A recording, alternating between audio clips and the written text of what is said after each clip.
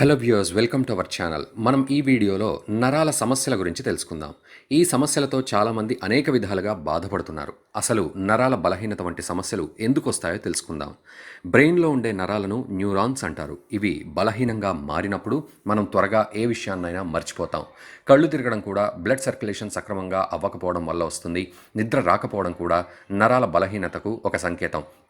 సరిగ్గా డైజెస్ట్ అవ్వకపోవడం, మనం కూర్చొని లేచినప్పుడు సడన్గా కళ్ళు తిరిగినట్లు అవుతాయి. దీనివల్ల కూడా నరాల బలహీనత ఉండడం, ఇలాంటి సమస్యలు అధికంగా వస్తాయి. మన శరీరంలో విటమిన్ B12, మెగ్నీషియం తక్కువ అవ్వడం కారణంగా నరాలు బలహీనంగా మారతాయి.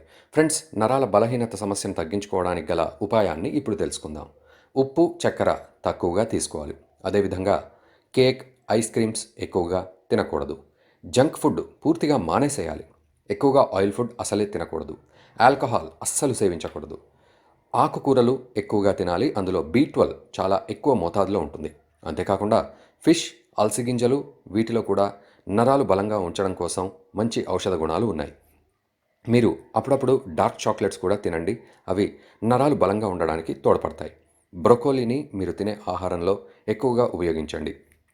అవి నరాలు బలంగా ఉండడానికి తోడ్పడతాయి. నరాల నొప్పులు ఉన్న ప్లేస్లో తులసి ఆయిల్ రాసినట్లయితే వెంటనే ఉపశమనం కూడా కలుగుతుంది. రోజు ప్రాణాయామం చేయడం కారణంగా కూడా నరాలు రిలాక్స్ అవుతాయి.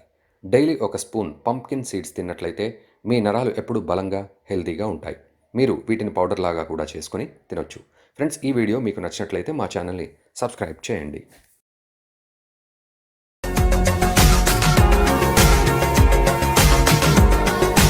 మరిన్ని అప్డేట్స్ కోసం మా ఛానల్ని సబ్స్క్రైబ్ చేయండి.